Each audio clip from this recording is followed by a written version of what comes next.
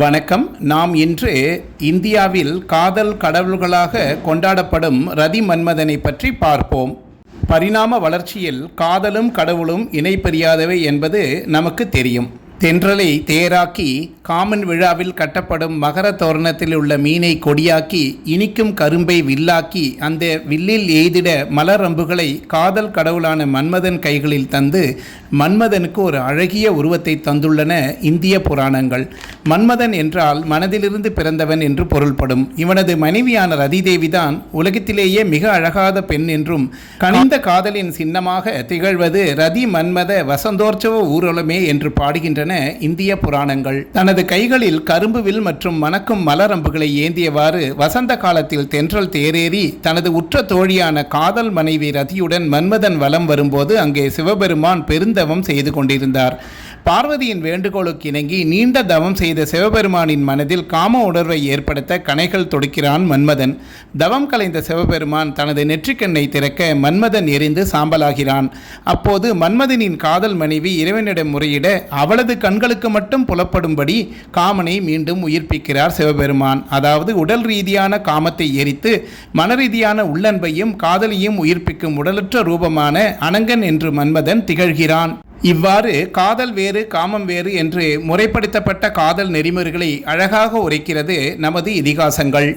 அனங்கன், அங்கஜன், அந்தகன், அருங்கன், ஆனந்தன், வசந்தன், மன்றாயன், மனோசித்தன், மனோகரன், மதனன், மாறன், சேகரன், சுந்தரன், வில்லாளன், புஷ்பவனன், ராகவிந்தன், ரதிமணாளன், கந்தர்வன், காமதேவன் என்று பல பெயர்களில் அழைக்கப்படுகிறார் காதல் கடவுளான மன்மதன்.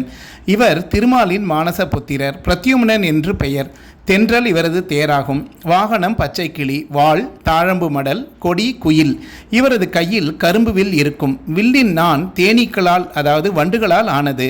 தாமரை, நீலோற்பவம், மசோகு, முல்லை, மாம்பூக்களால் ஆன அஸ்திரங்களை வைத்திருப்பவர். இவற்றுக்கு பஞ்சபாணங்கள் என்று பெயர். இவருக்கு உகந்த காலம் வசந்த காலம். ரதிதேவியின் சிலைக்கு எதிரேயே மன்மதன் சிலையை வடித்து வைக்கும் மரபு ஏன் ஏற்பட்டது தெரியுமா? ரதிதேவியின் கண்களுக்கு மட்டுமே அவர் புலப்படுவார்.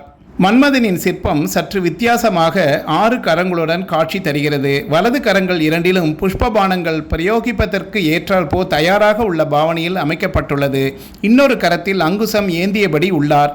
இடது கரம் ஒன்றில் கரும்பு வில்லும் மற்ற கரங்களில் பாசம் மழுவும் தாங்கியபடி காட்சி தருகிறார். இவரது தலை கிரீடம் நீண்ட வாக்கில் சிறப்பான வேலைப்பாடுகளுடன் உள்ளது. கிரீடத்தின் பின்புறம் தாழம்பு மடல்களால் பூக்களாலும் அலங்கரிக்கப்பட்டுள்ளது. 2 காதுகளின் மேல் அல்லிமலரின் மொட்டு போன்றும் கர்ண துவாரங்களில் தாமரை மொட்டு போன்ற குண்டலங்களும் அலங்கரித்திருக்கின்றன. கிரீடத்தின் மேல் பகுதியில் முழுவதும் மலர்ந்த தாமரை மலர் குடை போன்ற அமைப்பில் உள்ளது. கரும்பு வில்லின் நான் வண்டுகளைப் போன்று ஒன்றின் பின் ஒன்றாக வடிவமைப்பித்திருப்பது சனி சிறப்பு. பரந்த மார்பில் உள்ள ஆணி அலகளும் இடையில் உள்ள மலர்களால் ஆன ஆடைகளும் மிக கவனமாக நேர்த்தியுடன் வடிவமைக்கப்பட்டுள்ளன. வலது காலை சற்றே முன்வைத்து மலர்கனியை பிரயோகம் செய்ய தயார் நிலையில் காணப்படுகிறார். வலது காலடியில் தாமரைப்பூவும் வாகனமாகிய கிளியும் காட்டப்பட்டுள்ளது அழகு. ஒவ்வொரு பகுதியும் பார்த்து செதுக்கிய சிற்பியின் கற்பனை திறனையும் கலைத்திறனையும் போற்றி பாராட்ட வார்த்தைகளே இல்லை. இச்சிற்பம் கிருஷ்ணதேவராயனின் இளைய சகோதரர் அச்சுத தேவராயரால் 11ஆம் நூற்றாண்டில் கட்டப்பட்ட தாடிக்கொம்பு சவுந்தரராஜ பெருமாள் கோவிலில் உள்ளது.